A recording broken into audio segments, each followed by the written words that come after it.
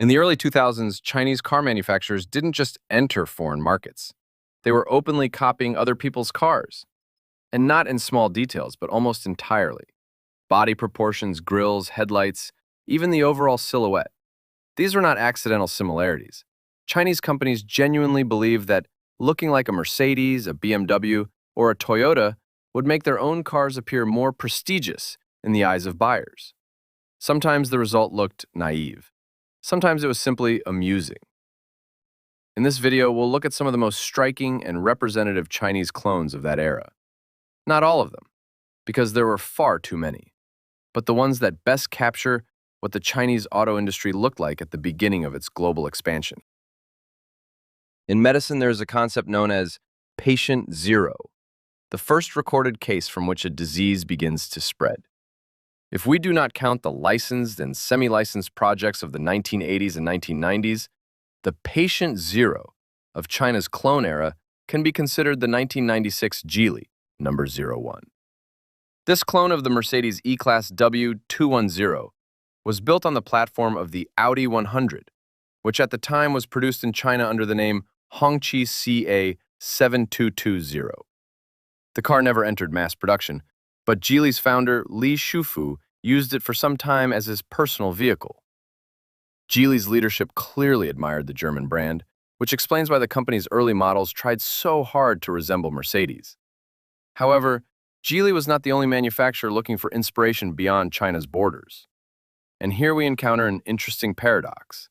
Not all Chinese clones were the result of outright copying. For example, Haima built its Mazda-based models on fully legal grounds.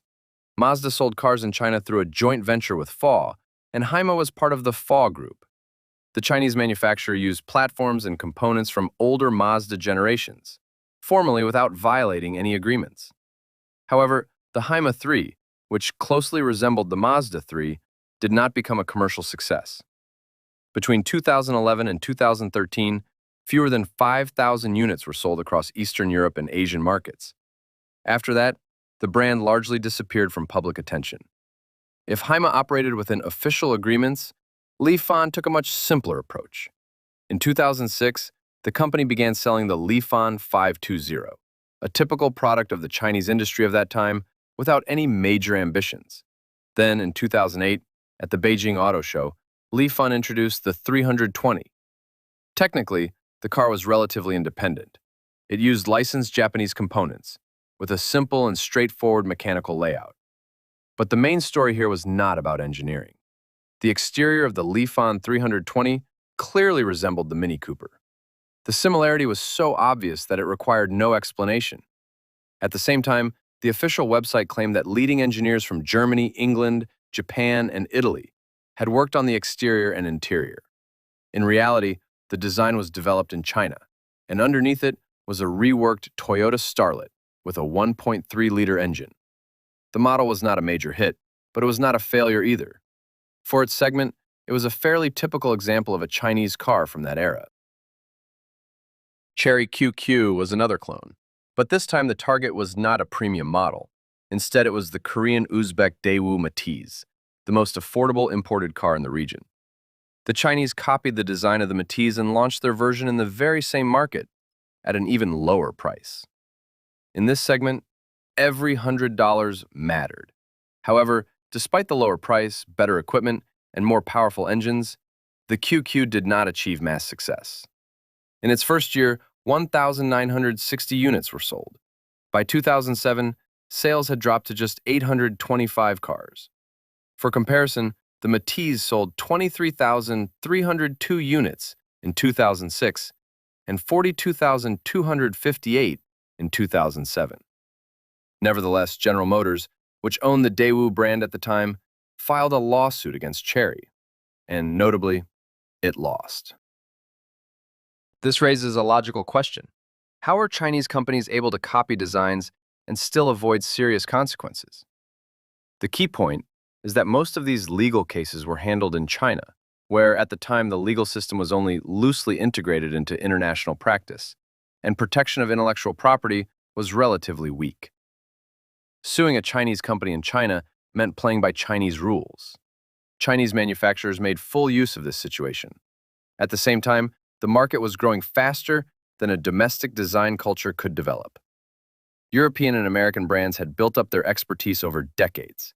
China in the early 2000s did not yet have that foundation. The formula was simple. Creating an original design was expensive and risky. Copying a successful model was faster and safer. Following this formula, Chery's designers took a familiar path when developing their crossover.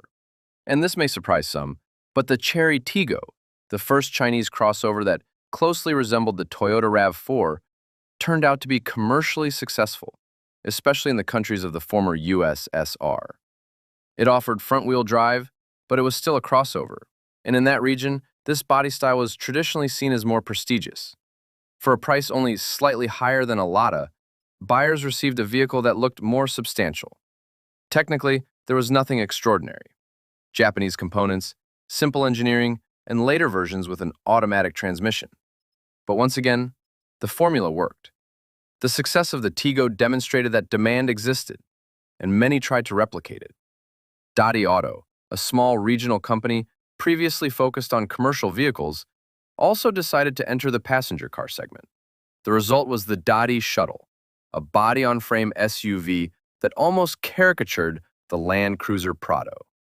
The company had neither a developed dealer network nor a strong engineering base.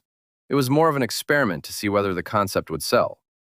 A limited number of units were sold before the project was quietly discontinued.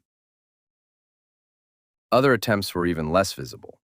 For example, the Libao SRV, a vehicle that resembled a Honda and was structurally suspiciously close to Dadi's products, it appears to have been aimed primarily at the domestic market and did not go much further. There were also more serious players. The BYD S6, inspired by Lexus, looked less like a crude copy and more like a complete product. It was equipped with 2.0 and 2.4-liter Mitsubishi engines, offered with manual or automatic transmissions, and featured noticeably improved interior quality. For its price, the level of equipment was competitive.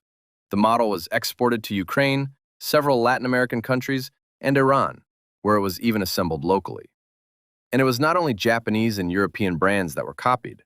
American models were targeted as well. Kawai introduced the W1 crossover, technically similar to the Kia Sorento, but styled at the front to resemble the Ford F-150. The company then went further, releasing the K1 and K150, which were almost indistinguishable from the F-150 itself. The differences lay mainly in the powertrains. One version was gasoline and rear-wheel drive, the other diesel and four-wheel drive. However, these models were never exported and remained products for the Chinese domestic market only. At a certain point, Chinese manufacturers decided it was time to raise the stakes. Copying budget sedans was one thing, but why not aim for something more substantial? Dongfeng had existed for quite some time. Since 1975, it had been producing trucks that strongly resembled the Soviet Ural.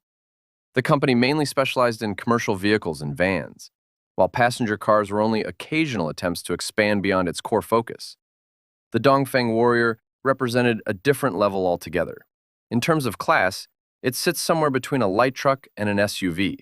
And yes, you understood correctly, it is essentially a Chinese interpretation of the Hummer H1. Unlike the earlier clones, however, the Warrior was not the result of ambitious designers or opportunistic dealers. It was a state-backed project. After the Gulf War, representatives of the People's Liberation Army of China saw Hummers in action and tasked domestic manufacturers with creating a similar vehicle. The first versions were built using imported Hummer H1 chassis components. Later, production was fully localized, and the vehicle became entirely Chinese in terms of parts and assembly.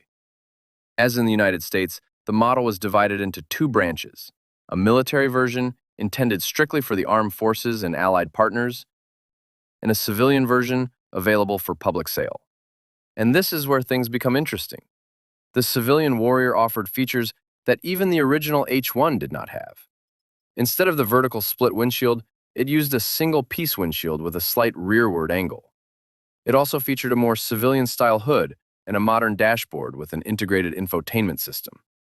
Under the hood was a 200-horsepower licensed Cummins turbo diesel engine, paired with a manual transmission. 4 cylinders, each with a displacement of 1 liter, a simple and robust configuration. The price, however, was equally robust, between $90,000 and $130,000. This was no longer a cheap clone for the domestic market, but a serious vehicle with a serious price tag.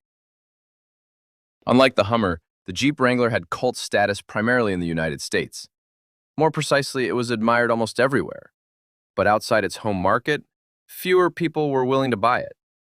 The main reason was simple: the price. With each new generation, it kept climbing higher.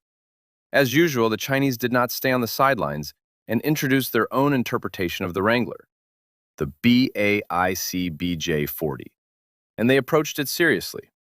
Like the original, it comes in a short 3-door version and a longer 4-door version, both with a removable roof. The interior is not a direct copy, but the necessary level of rugged character is preserved. Upright seating, a solid-looking dashboard, and a distinct off-road atmosphere. Under the hood are 2-liter gasoline or diesel engines, paired with an automatic transmission and permanent all-wheel drive. Interestingly, the BJ40 also has a racing version that competes seriously in international rally raid events. So this is no longer just styling. The vehicle has developed its own identity.